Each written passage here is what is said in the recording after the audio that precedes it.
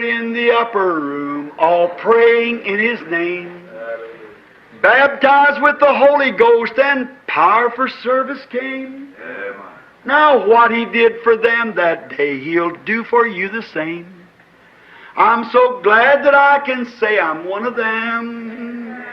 I'm one of them. One of them. I'm so glad that I can say I'm one of them. Hallelujah. One of them. I'm one of them. I'm so glad that I can say I'm one of them. Though these people may not claim to be or boast of worldly fame, they have all received their Pentecost, baptized in Jesus' name, and they're telling now both far and wide, His power is yet the same. I'm so glad that I can say I'm one of them. I'm one of them. I'm one of them. I'm so glad that I can say I'm one of them. Hallelujah, one of them. I'm one of them. I'm so glad that I can say I'm one of them. Muito boa noite, meus amados irmãos, na graça e na paz de nosso Senhor e Salvador Jesus Cristo. Mais uma vez, estamos juntos para mais uma programação de fé, com hinos, com orações e com a mensagem poderosa da palavra do Senhor ao nosso favor. E para darmos início, então, no culto, nós teremos a nossa primeira oração, falando com o Senhor nosso Deus, pedindo a bênção, a direção, a inspiração e nos colocando em suas benditas mãos, não é? Oremos. Nosso Deus e nosso Pai Celestial, no santo e poderoso nome de Jesus Cristo, Teu amado Filho, nós estamos outra vez em Tua santa presença, Senhor. Primeiramente pedimos perdão por todos os nossos pecados, nossas fraquezas, e colocamos nossas vidas em Tuas santas mãos. Senhor Deus, abençoa este culto, ó Pai, dando-nos inspiração, direção, que tudo quanto nós fizermos aqui seja sob a inspiração divina, Senhor Deus. Aceita as nossas orações, os nossos louvores e também fale conosco, ó Pai. Aconselha-nos, corrige-nos, se for necessário, através da Tua santa palavra. E tudo isto pedimos humildemente, Senhor, e no nome santo e sacrossanto de nosso Senhor Jesus Cristo, Teu amado Filho. Amém, meu Pai. Amém. Graças a Deus. Então, queridos irmãos, nós estamos com a Bíblia aberta aqui, no livro de Números, capítulo 12, e permitindo o Senhor, nós leremos a partir do versículo 1, não é? Números, capítulo 12, começando no versículo 1. E nós temos a parte de louvores, de cânticos, também a oração intercessória, a oração da fé, que é uma corrente de oração que nós costumeiramente fazemos para orarmos uns pelos outros, não é? E também depois temos a leitura da mensagem, o estudo, a qual tem o título No Princípio Não Foi Assim, não é? Vamos cantar agora para Deus? Vamos orar, vamos adorar e depois nós voltaremos então depois dos cânticos. Amém.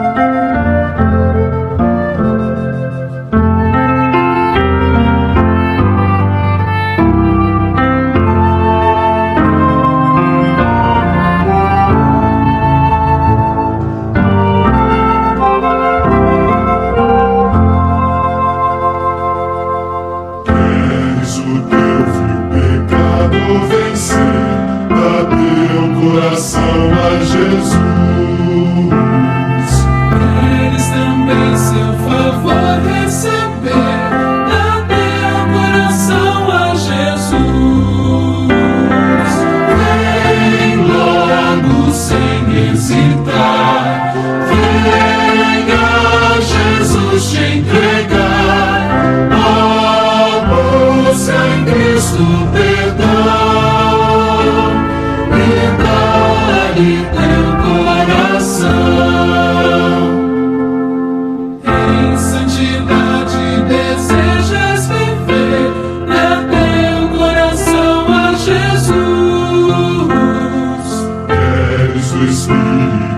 santo poder, dá teu coração a Jesus. Vem logo sem hesitar, venha Jesus te entregar, a busca em Cristo perdão, e dá-lhe teu coração. A tempestade não quer acalmar, dá teu coração a Jesus. Queres as tuas paixões dominar, dá teu coração a Jesus. Vem logo sem hesitar, venha Jesus te entregar, busca em Cristo perdão e dá-lhe teu coração. Entre os amigos alguém te traiu, dá teu coração a Jesus. Busca amizade de quem te remiu, dá teu coração a Jesus. Vem logo sem hesitar, venha Jesus te entregar, busca em Cristo perdão e dá-lhe teu coração.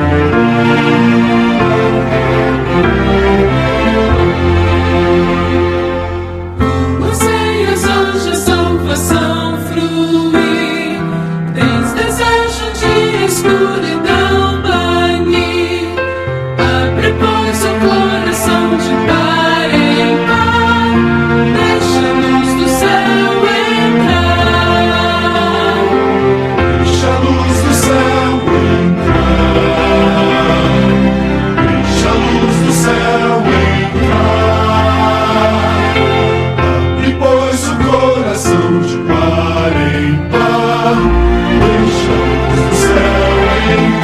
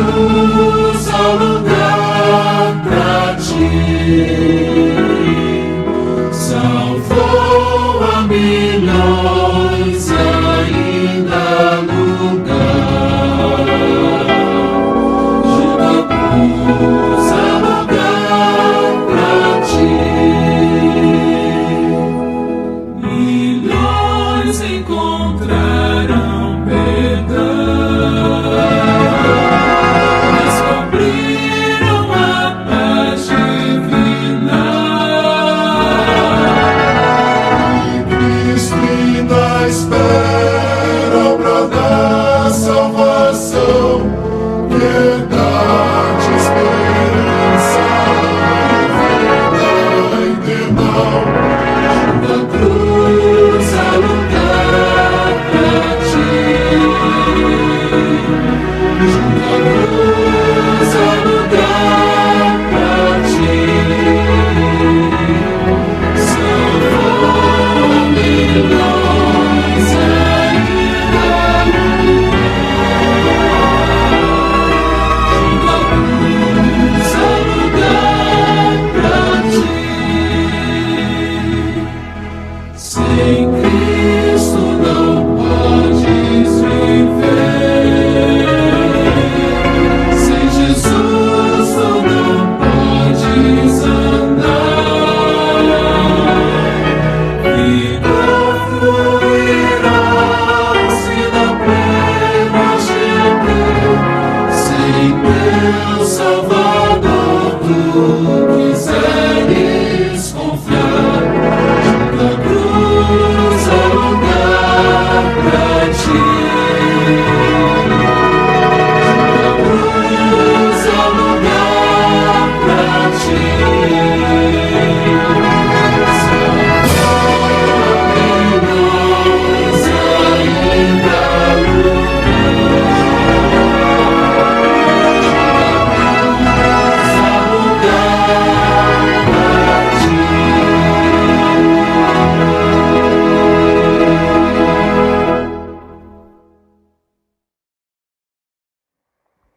Amém, Jesus. Graças a Deus. Que o Senhor Deus aceite a nossa adoração, o nosso louvor, né? Que ele seja, assim, aceitável, que ele seja para a glória do Senhor e que não seja jamais uma abominação ao Senhor nosso Deus, não é? Amém. Então agora nós vamos ler as Sagradas Escrituras. Depois da Escritura nós então estaremos orando e, se o Senhor permitir, depois estaremos então dando continuidade no estudo da mensagem No Princípio Não Foi Assim, não é? Vamos ler aqui então. E falaram Miriam e Arão contra Moisés, por causa da mulher cusita, com quem casara, porquanto tinha casado com uma mulher cusita. E disseram: porventura falou o Senhor somente por Moisés? Não falou também por nós? O Senhor o ouviu. E era o homem Moisés muito manso, mais do que todos os homens que havia sobre a terra. E logo o Senhor disse a Moisés, a Arão e a Miriam: vós três saí à tenda da congregação. E saíram eles três. Então o Senhor desceu na coluna de nuvem e se pôs à porta da tenda. Depois chamou a Arão e a Miriam, e ambos saíram, e disse: ouvi agora as minhas palavras. Se entre vós houver profeta, eu, o Senhor, em visão a ele me farei conhecer, ou em sonhos falarei com ele. Não é assim com o meu servo Moisés, que é fiel em toda a minha casa. Boca a boca falo com ele claramente e não por enigmas, pois ele vê a semelhança do Senhor. Por que, pois, não tiveste temor de falar contra o meu servo, contra Moisés? Assim, a ira do Senhor contra eles se acendeu e retirou-se. E a nuvem se retirou de sobre a tenda, e eis que Miriam ficou leprosa como a neve. E olhou Arão para Miriam, e eis que estava leprosa. Por isso, Adão disse a Moisés: ai, Senhor meu, não ponhas sobre nós este pecado, pois agimos loucamente e temos pecado. Ora, não seja ela como um morto que, saindo do ventre de sua mãe, a metade da sua carne já estava consumida. Clamou, pois, Moisés ao Senhor, dizendo: ó Deus, rogo-te que a cures. E disse o Senhor a Moisés: se seu pai cuspira em seu rosto, não seria envergonhada 7 vezes? Esteja fechada 7 dias fora do arraial e depois a recolham. Assim, Miriam esteve fechada fora do arraial 7 dias e o povo não partiu até que recolheram a Miriam. Porém, depois o povo partiu de Azerote e acampou-se no deserto de Parã. Amém. São 16 versículos, este capítulo 12 do livro de Números, não é? Muito bom, agora nós vamos orar, vamos ter a corrente de oração. Então, você que precisa da ajuda de Deus, da bênção, como cremos que todos nós precisamos, então ore, não espere só a oração do pastor, ora também junto, façamos uma corrente de oração. Esta oração tem o caráter intercessório, pedindo perdão, pedindo misericórdia, pedindo cura, pedindo graça ao Senhor. Oremos todos. Grande Deus, Pai de bondade, de misericórdia, quanto mais nós lemos a Tua Santa Palavra, Senhor, mais nós vamos nos familiarizando com o Senhor, mais nós vamos compreendendo as maneiras que o Senhor tem para agir quando o Senhor está irado, quando o Senhor não está irado, como é que o Senhor age, meu Pai? Ó Deus, nós entendemos que o Senhor é um Deus tremendo, é um Deus de amor, um Deus maravilhoso, mas é tremendo, é um fogo destruidor, Pai. Por isso nós pedimos misericórdia em favor uns dos outros, misericórdia em favor dos nossos irmãos, das nossas irmãs, ó Pai.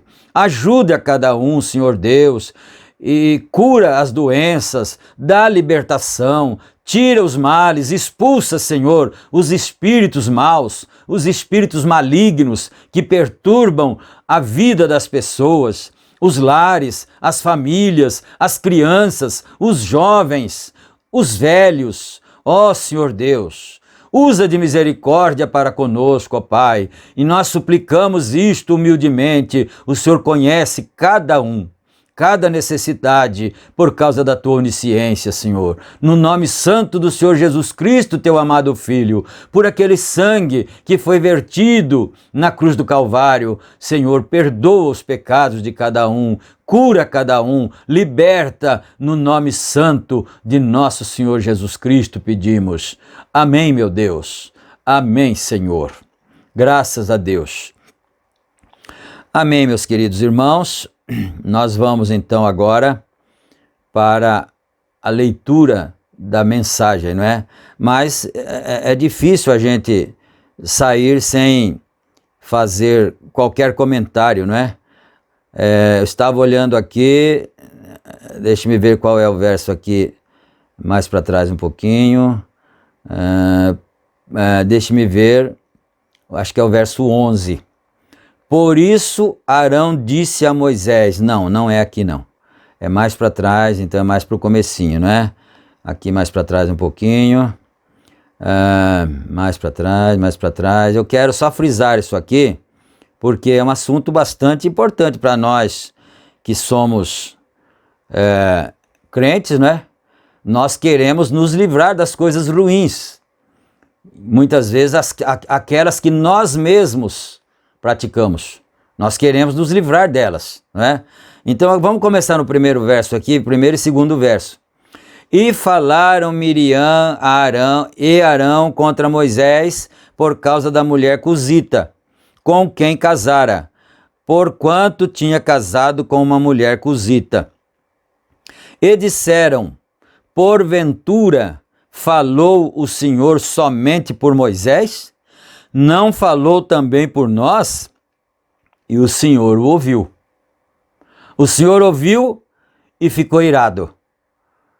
Olha, às vezes nós precisamos ficar muito atentos com essas coisas, com o que falamos, com o que afirmamos, não é?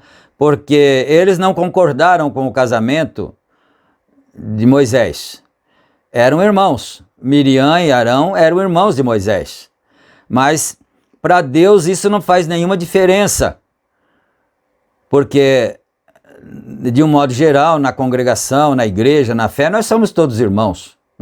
Não somos consanguíneos, mas somos irmãos de consideração, irmãos de fé, né? E eles então não tiveram o respeito devido com Moisés, quem sabe talvez por ser da família, né? Miriam, por exemplo, se nós fôssemos lembrar lá atrás, no começo, quando Moisés nasceu, quem cuidou de Moisés para ele não morrer afogado até que chegasse a filha de Faraó foi Miriam, né? Ela que chegou a filha de Faraó e disse: eu conheço uma mulher que perdeu seu filho e que tem leite, né? Mas ela foi acompanhando o cesto à margem do rio até chegar aonde estava a filha de Faraó. Ela fez aquilo naturalmente, propositalmente. Então, quer dizer, ela talvez, quem sabe, ela pudesse até pensar assim: eu sou sua irmã mais velha e eu também sou crente, né? Também sou crente e também creio em Deus, e Deus não fala só com você, não. E Arão da mesma maneira, não é? Deus não fala só com você. Por acaso Deus não falou com o povo através de nós também? Porque você se lembra que Moisés estava se esquivando, se recusando a ir falar com Faraó, e o Senhor Deus ficou irado também, não é? Mas ele disse assim: não é Arão seu irmão? Pois ele está vindo em busca de você, ele está vindo ao seu encalço. O Senhor Deus tinha mandado Arão vir. Então, quando ele chegar, você faz assim: você e Arão vão falar com Faraó. E Faraó, e acontecerá que Arão lhe será por boca, e você lhe será por Deus. Olha isto, não é? Quer dizer, Arão disse: por acaso o Senhor não falou também através de nós? Acontece que ali, nesse caso, Moisés ainda era mais, porque Moisés estava no lugar de Deus para Arão.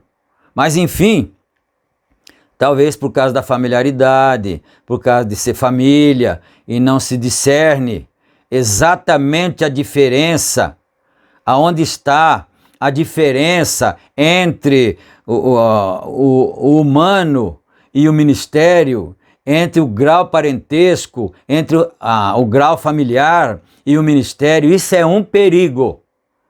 É um perigo isso. E tanto é que Miriam ficou leprosa e precisou da intercessão de Moisés depois, não é? Mas eu achei interessante também, gostei, porque Arão, quando viu que sua irmã tinha ficado leprosa, ele veio buscar misericórdia. Ele se arrependeu imediatamente, ele disse: ah, meu senhor, fizemos isso loucamente, né?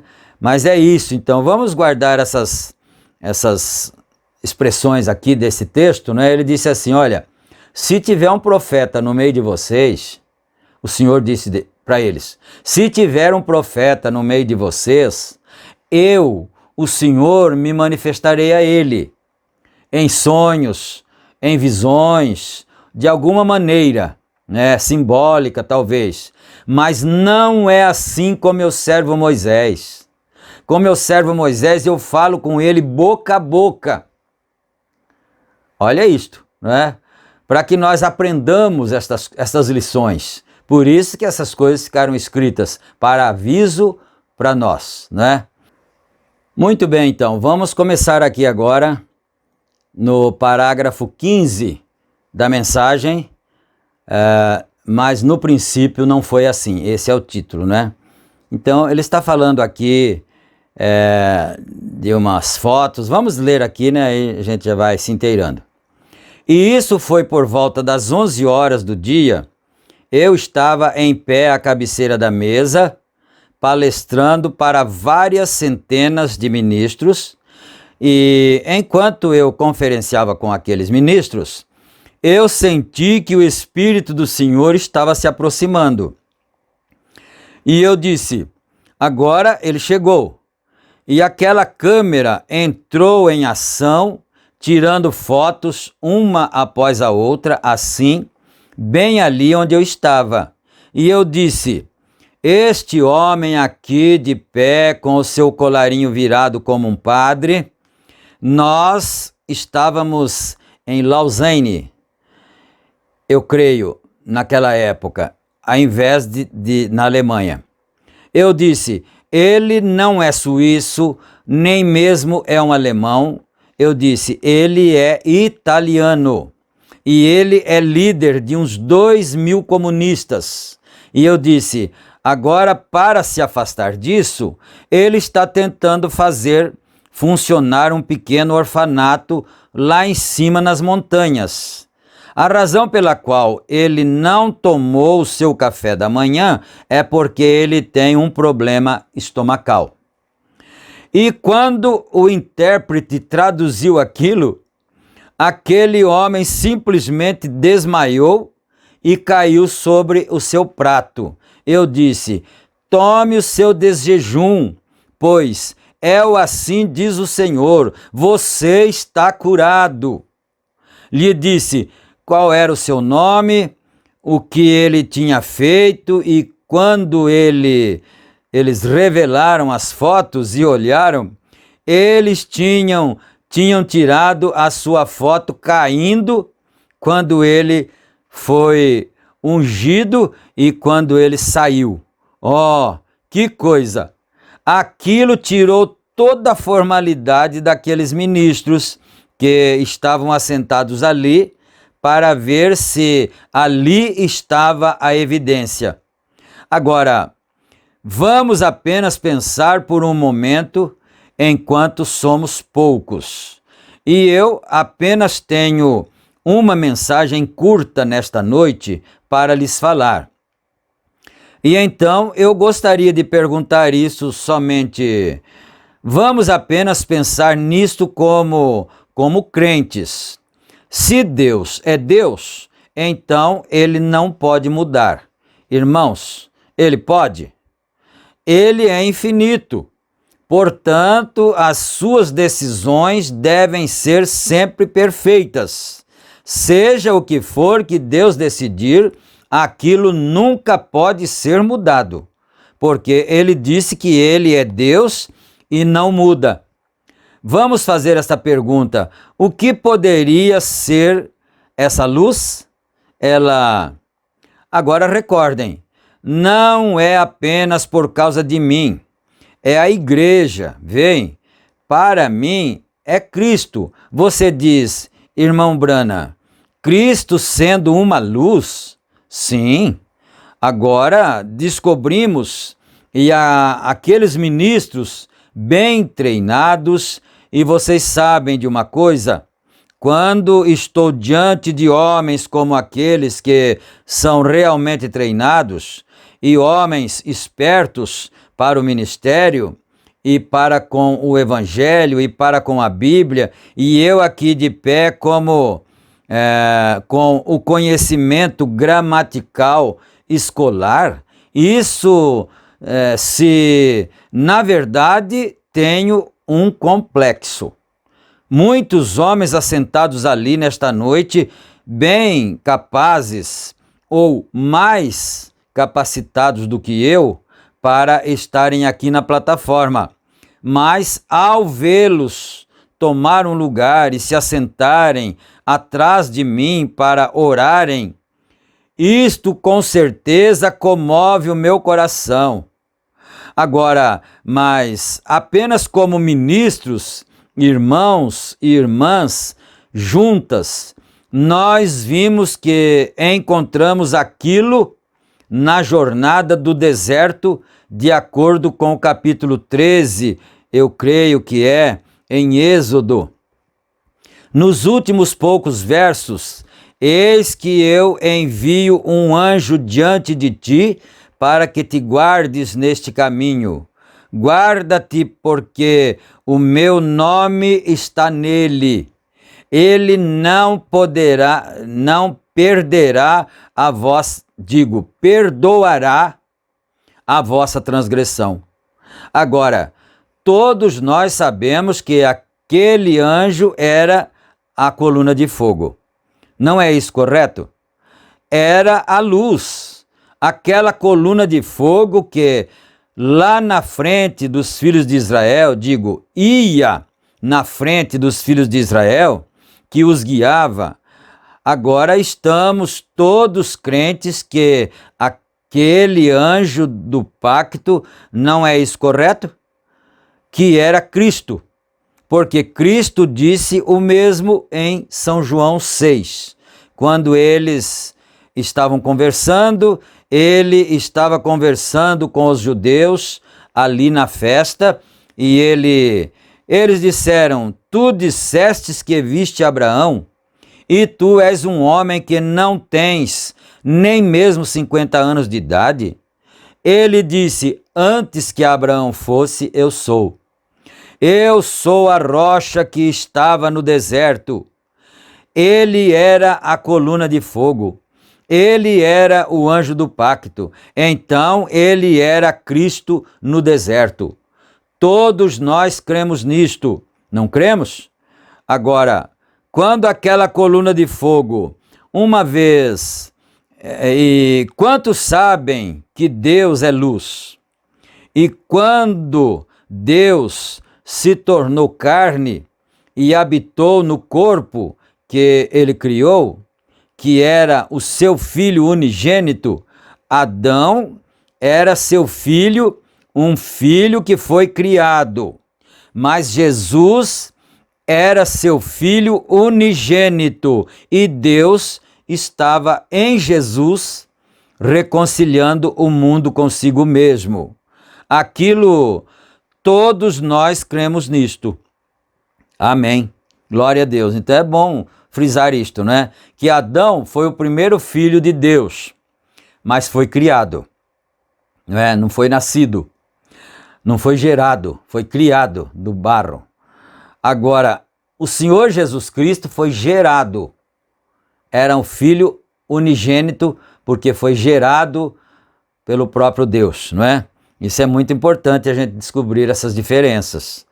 Cada cristão crê nisso, que Deus estava em Cristo, porque ele disse: não sou eu quem faz as obras, é o meu Pai que habita em mim. Ele faz as obras.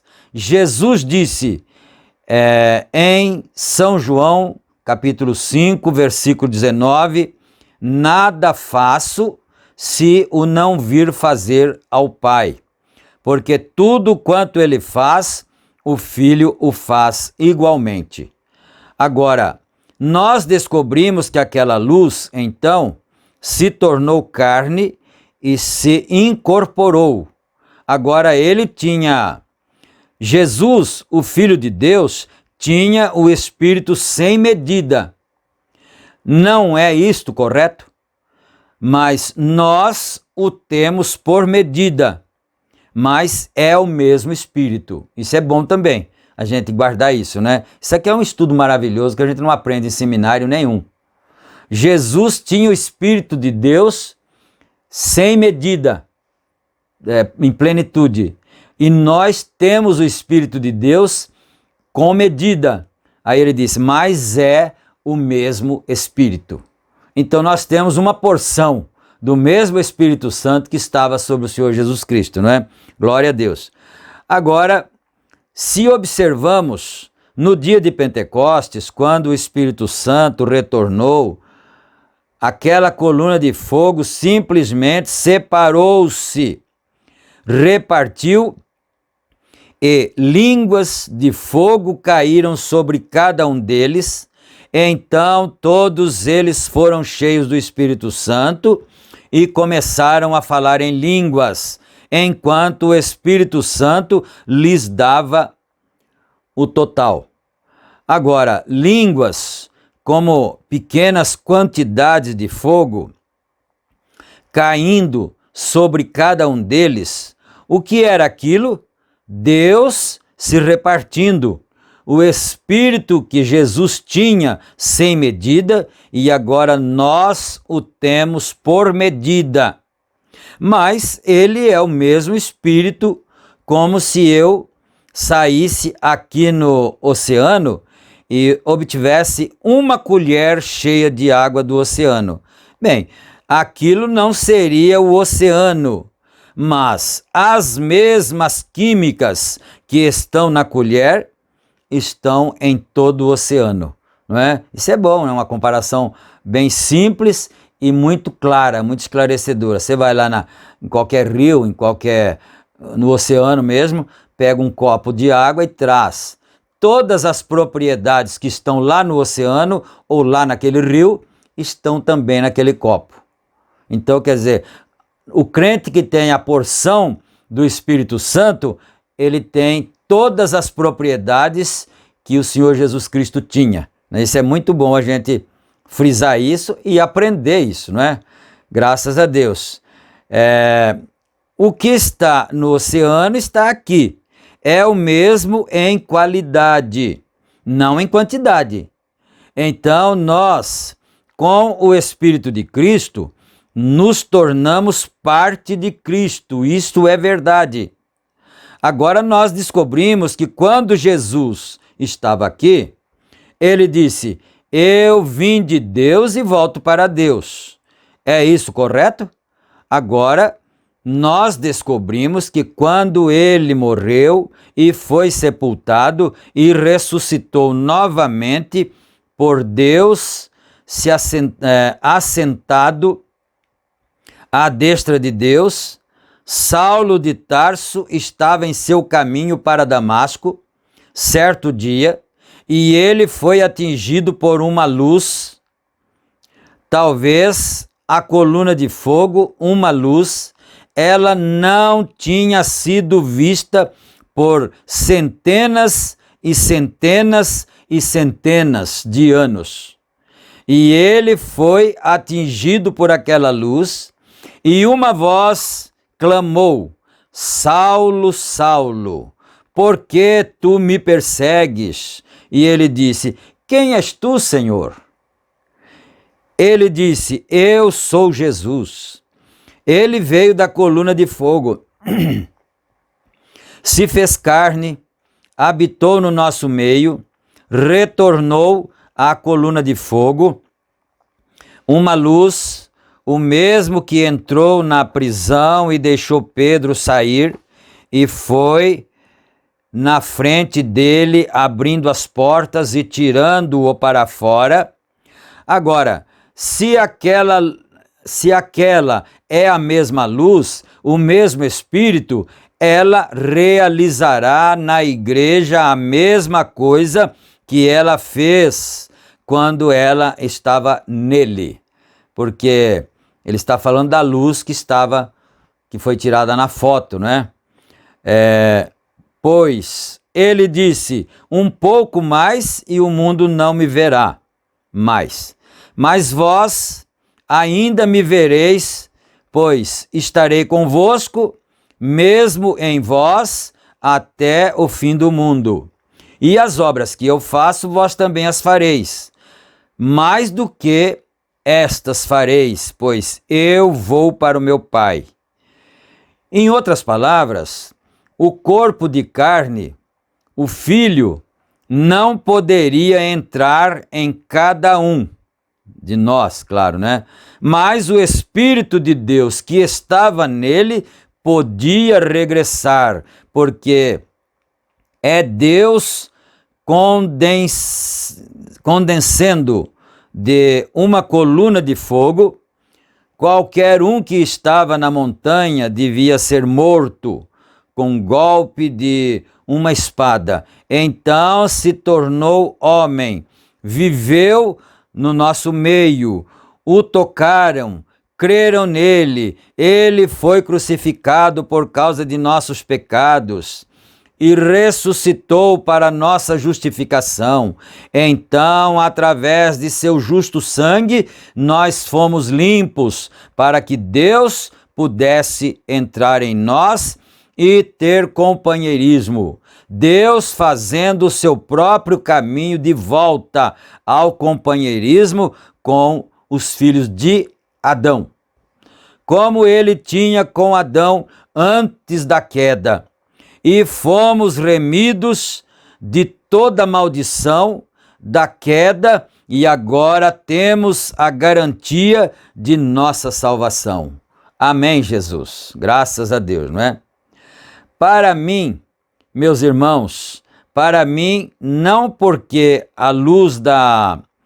Ele nunca deixou que a sua fotografia fosse tirada, só porque eu estava ali. Não, Senhor, é por causa da mensagem de Pentecostes que eu represento. Ele está exposto ali, e não importa o quanto um dom operasse aqui, isto tinha que operar ali também. Eu não posso fazer estas coisas sem vocês. Temos que estar unidos como um.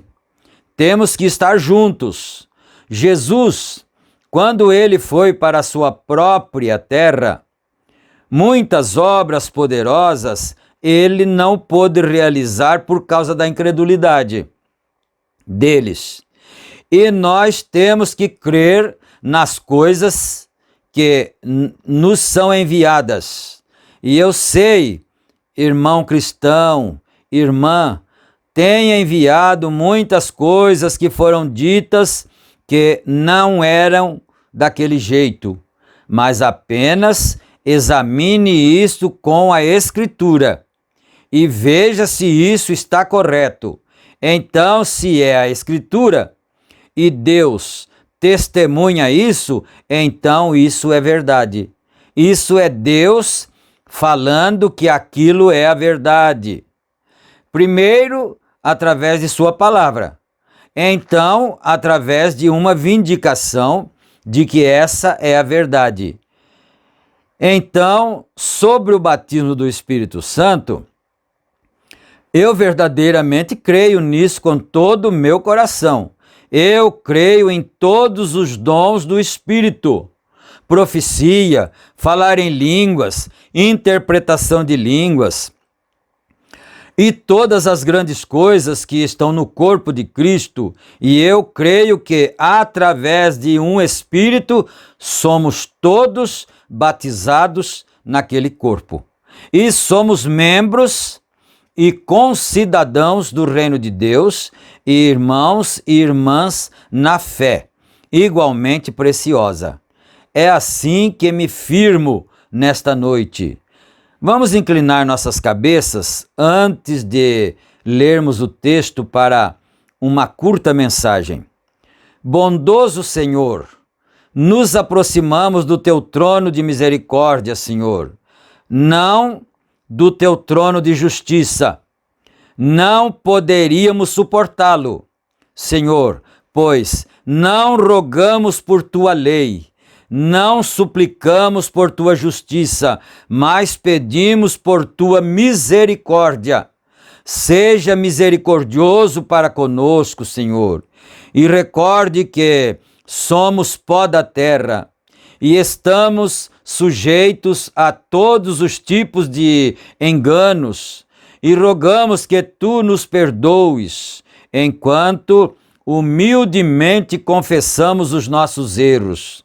Nós oramos por cada pessoa na presença divina nesta noite, para que tu sejas para elas aquele Salvador e um curador, e que a alegria delas e a paz delas, o broquel delas e o escudo delas e a segurança delas, conceda o Senhor. Enquanto abrimos a capa deste livro, qualquer homem fisicamente é capaz de abrir, pode fazer isto, mas é necessário o Espírito Santo para abrir a palavra.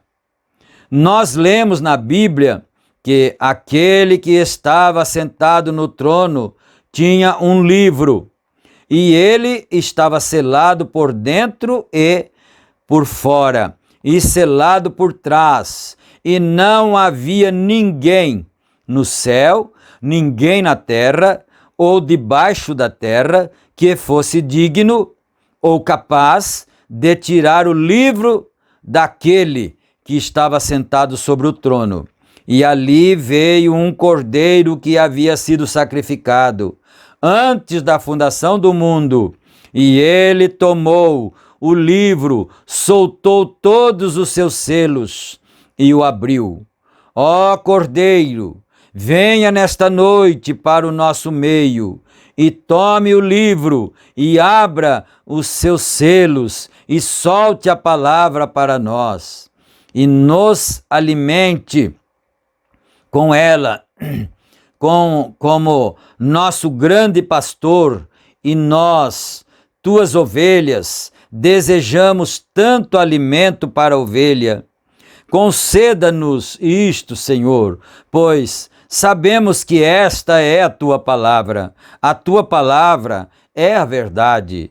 Nós oramos para que o grande anjo de Deus, os anjos que estão de um lado para outro por este corredor, convençam a cada crente nesta noite daquilo que eles estiverem errados. E cada homem sem o Espírito Santo, menino ou menina ou uma criança, que eles possam receber o Espírito Santo nesta noite.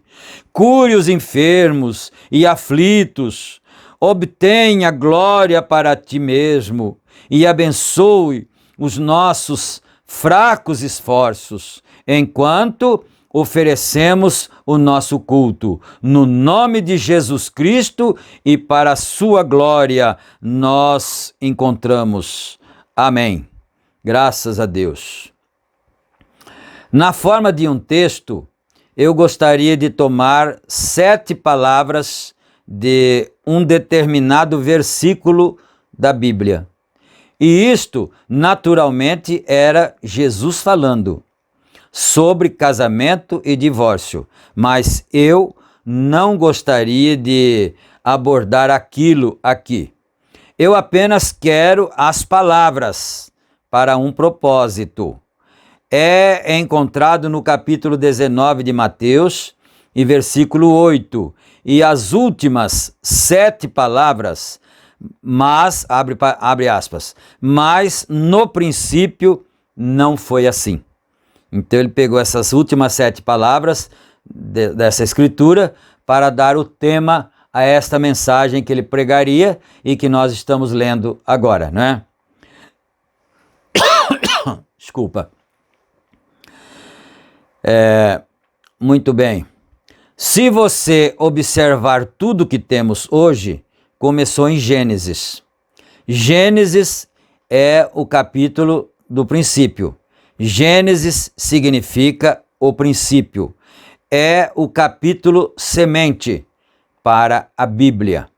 Você pode realmente pegar a história como as 2 Babilônias de Esope, o Sloop, antigos diferentes escritores, e quase pode localizar a verdadeira igreja e os cultos e tudo mais hoje.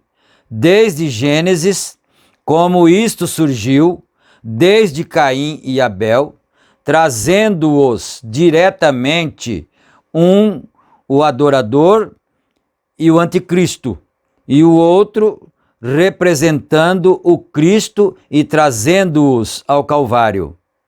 Muitas pessoas enxergam apenas 3 cruzes no Calvário, mas havia 4.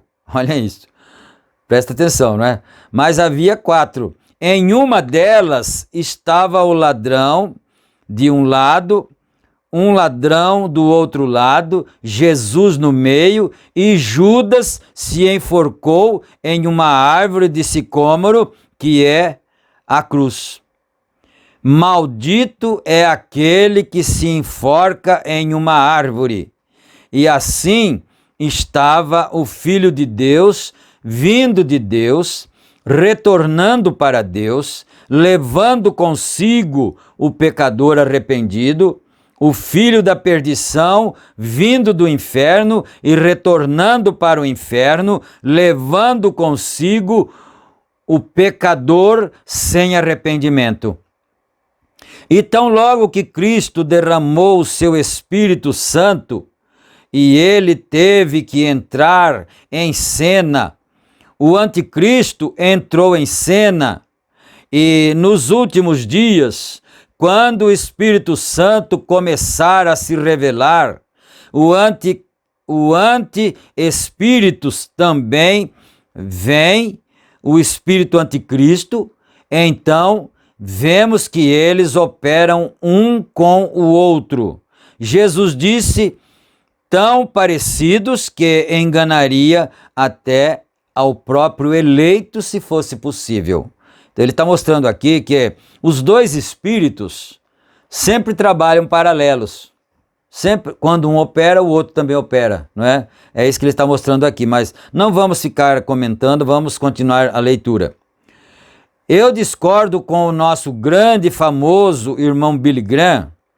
Em sua mensagem, outro dia, ele disse que o anticristo já havia enganado os eleitos. Eu nunca ouvi essa mensagem, né, que o irmão Billy Graham tinha pregado, mas o profeta está dizendo isto, não é? Era lá seu contemporâneo, seu conterrâneo também, né? Então, o irmão Billy Graham disse que o anticristo já havia enganado os eleitos. Mas eu não creio nisso, o profeta disse. Eu não creio nisso porque não é possível enganar os eleitos, né? Não é possível. Eles eram eleitos e seus nomes foram colocados no livro da vida antes da fundação do mundo, quando o cordeiro foi sacrificado. Agora, quem é ele? Eu não sei, vem, mas o cordeiro foi sacrificado antes da fundação do mundo e o anticristo enganará todos sobre a terra cujos nomes não estavam escritos no livro da vida do Cordeiro, desde a fundação do mundo. Então veja você, estamos puxando e jogando a rede para tentar encontrar onde estão aquelas pessoas cujos nomes foram colocados no livro da vida do Cordeiro. Então é isto. Por que se prega o Evangelho? É como uma rede para encontrar os eleitos que precisam ouvir essa palavra, porque seus nomes foram escritos no livro da vida do Cordeiro desde antes da fundação do mundo. Por que se prega a mensagem do profeta de Deus? Porque a mensagem do profeta de Deus é um alarido que está chamando, é uma trombeta que está chamando os eleitos. E eles têm que estar em algum lugar e a mensagem vai chegar onde eles estão e vai trazê-los. A mensagem é para eles, não é? Todos aqueles que ele pré-conheceu, ele chamou. Aqueles que conheceu, chamados, ele justificou. Aqueles que ele justificou, ele já glorificou. Então, precisamos ter, deixa eu ver. Então precisamos ter medo do quê? O fato é, você diz, bem, nós apenas viveremos soltos. Isso mostra que o seu nome não está no livro. Quer dizer, a pessoa fala, então não precisa ter medo de nada, né? Aqueles cujos nomes já estão escritos no livro da vida do Cordeiro, de todas as maneiras terão que chegar, terão que entrar no aprisco, então nós podemos viver do jeito que quisermos viver, sem nenhuma preocupação, não precisa ir na igreja, não precisa adorar, não precisa ler a Bíblia, não precisa orar, não precisa tomar Santa Ceia, não precisa fazer nada, né? Porque é predestinado. Então olha o que o profeta está dizendo aqui, né? Isso mostra que o seu nome não está no livro, se você quer viver dessa maneira, solto. Mostra que o seu nome não está no livro. Isto é exatamente certo. Isso prova que você não estava quando você tenta viver qualquer tipo de vida que você deseja viver. Isso mostra que você não tem isso. Se você é um verdadeiro cristão, você viverá a vida verdadeira, porque a vida que está em Cristo está em você. E você não pode fazer nada mais a não ser viver a vida de Cristo, porque a vida de Cristo está em você, então você não pode fazer nada mais do que vivê-la. Né? Eu não posso fazer nada mais, quer dizer, isso é automático. Não é? Você tem que viver a sua vida, e a sua vida é a vida de Cristo. Não é certo? Agora, nós descobrimos que no princípio, eu estava descendo pela rodovia nesta tarde e descobri que esta cidade é a terra natal desse famoso milho híbrido, funk milho, ou funk milho, né? Híbrido. Como era... Eu o tenho visto através de toda a nação, funks. Eu creio que é o milho híbrido. E eu estava descendo pela 150 nesta tarde, e hoje de volta do meio-dia, quando vi ali, Bloomington, Illinois, o lar do milho híbrido, funk. E eu pensei, bem, não é isso uma grande coisa? É um milho bonito, mas ele não é bom. É bonito, mas não é bom, né? Deixa eu ver a hora aqui. Temos uns minutos ainda, né? Ele estava olhando e viu esse milho funk e ele disse, é bonito, mas não é bom, não é? Não é nem um pouquinho bom. Qualquer coisa que seja híbrida não está correta. É uma coisa pervertida. E ele não está no seu original. E qualquer coisa que não seja original não é correta. Deus fez tudo corretamente no princípio. E agora, eu apenas gostaria de passar isto, sendo que estou em uma escola, eu gostaria que alguém explicasse isto. Vocês sabem, nos foi dito que viemos através de uma evolução e crescemos de um girino para um macaco, e então para homem. Quão louco é isto, quando no capítulo 1 de Gênesis, versículo 11, Deus disse que cada semente produza conforme a sua espécie. Você cruza aquela semente, aquilo a mata, bem ali. Nunca poderá obter nada mais excepto aquilo.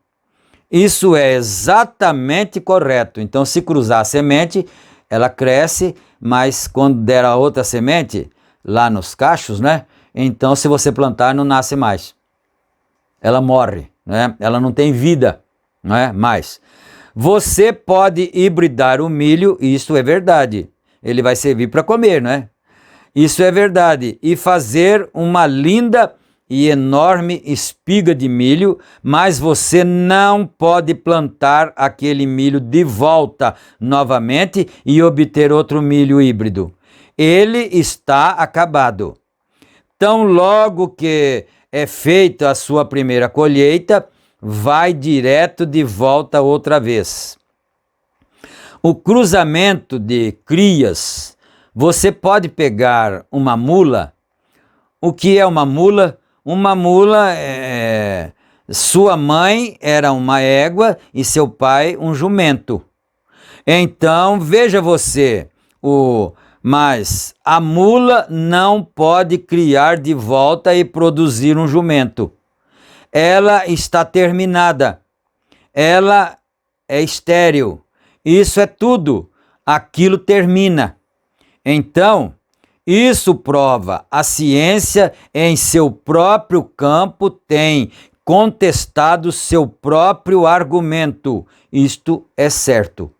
Isto é verdade.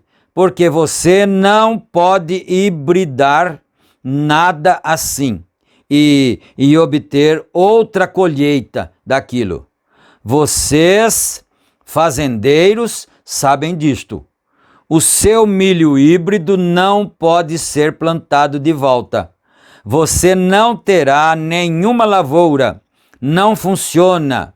Finalmente, isto mostra estar completamente fora. Nada híbrido pode durar. Pode durar, mas tem sido plano dos homens, desde o princípio dos tempos, tentar ser mais esperto ou tentar fazer algo maior do que o seu Criador. Não sei se ele vai falar aqui sobre Lúcifer, não é? Sobre o diabo. O diabo não queria destruir o que Deus tinha feito. Ele queria mostrar para Deus que ele era capaz de fazer alguma coisa melhor. E ele disse, e isso tem sido a impertinência do homem tentar fazer isso. Todo o tempo está tentando fazer isso. Tirar o original e fazer uma mistura e fazer outra coisa e assim por diante, né? Fazer alguma coisa maior do que o seu Criador. Ele deseja mostrar ao seu Criador que ele é mais esperto que ele. O que ele fez? Apenas Deus o deixa seguir e finalmente ele mata a si mesmo, não é? Então é isso, Deus permite, Deus deixa e ele se mata, o homem, mata-se a si mesmo. Havia uma árvore no jardim do Éden chamada de árvore da vida. Havia outra chamada árvore do conhecimento. Quando o homem deixou a árvore da vida, onde ele estava comendo para viver, para sempre, na primeira mordida que ele deu na árvore do conhecimento, ele se separou de Deus e trouxe morte para a sua alma. Isso é correto. E desde então, todas as vezes que ele dá uma mordida naquela árvore do conhecimento, ele destrói a si mesmo. A mordida da árvore que mata seu irmão, seu companheiro, a mordida dos automóveis, a ciência, o que fizeram eles? Mataram mais do que todas as guerras juntas. Eles possuem agora a bomba a hidrogênio. Gostaria de saber o que farão com aquilo, não é? Vão fazer o que com aquilo, com aquelas bombas, não é? Será que é para dar mais vida para as pessoas, mais saúde? Não, é completamente ao contrário, né? Vamos olhando aqui na hora, mais um parágrafo só. Veja, o homem destrói a si mesmo através do conhecimento e ele, através da educação ou conhecimento, nunca encontrará o seu caminho de volta para Deus. E aquela árvore, ele morre através daquela árvore. Temos tentado educar as pessoas nisto. Temos tentado denominar as pessoas nisto. Você não pode fazê-lo. Tem que ser o primeiro plano original de Deus, através do sangue. Voltamos para Deus. Este é o caminho de Deus e Ele colocou aquele fundamento no jardim do Éden. E isto nunca foi mudado e nunca será. Somente através do sangue derramado, Deus reconhecerá a reconciliação do pecador. É através do sangue derramado de Jesus Cristo. Agora, nós descobrimos que ele sempre tenta ser mais esperto, fazer algo melhor. E é verdade, ele faz uma espécie mais bonita, mas aquilo não melhora as coisas.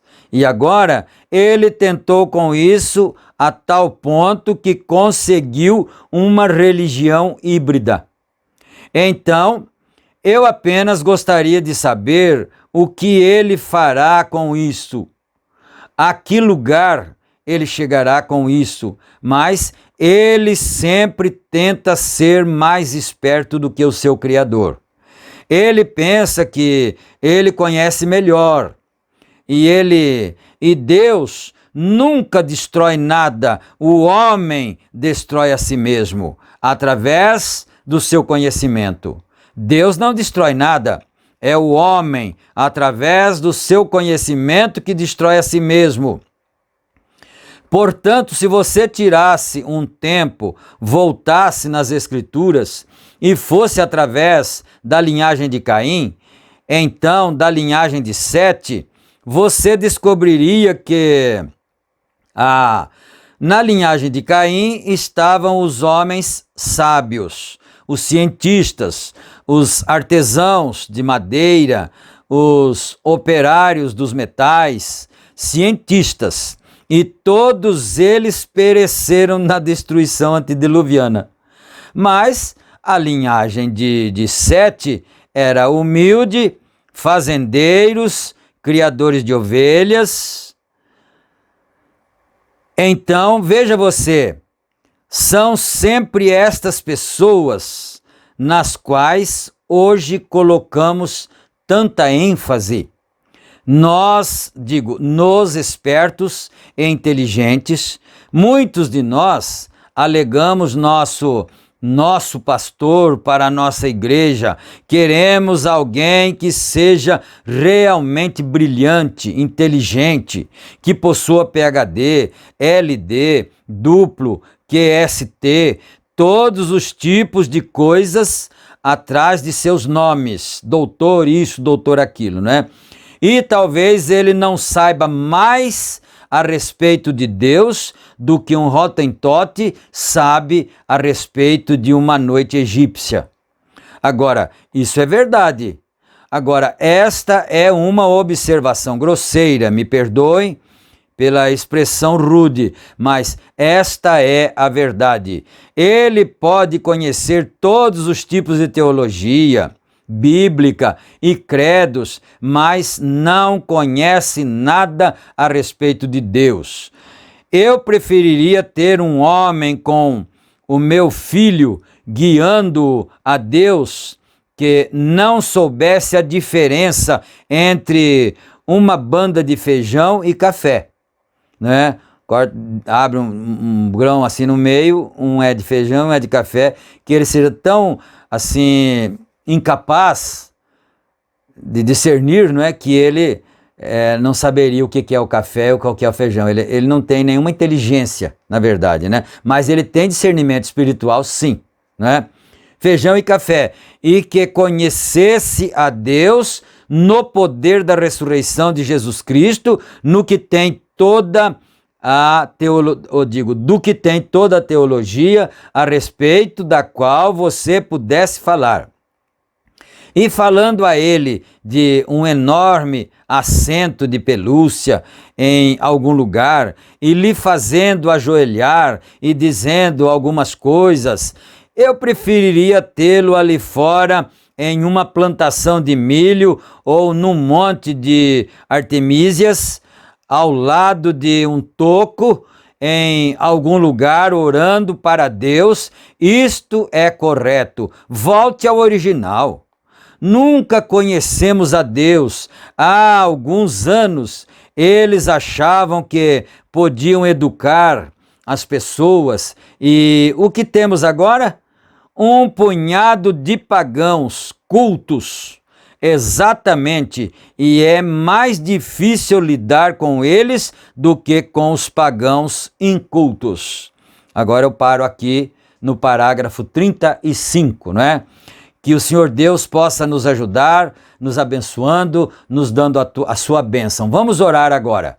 Senhor Deus, Pai de misericórdia, nós concordamos plenamente com as palavras do teu profeta, Senhor, porque são as palavras do Espírito Santo para nós.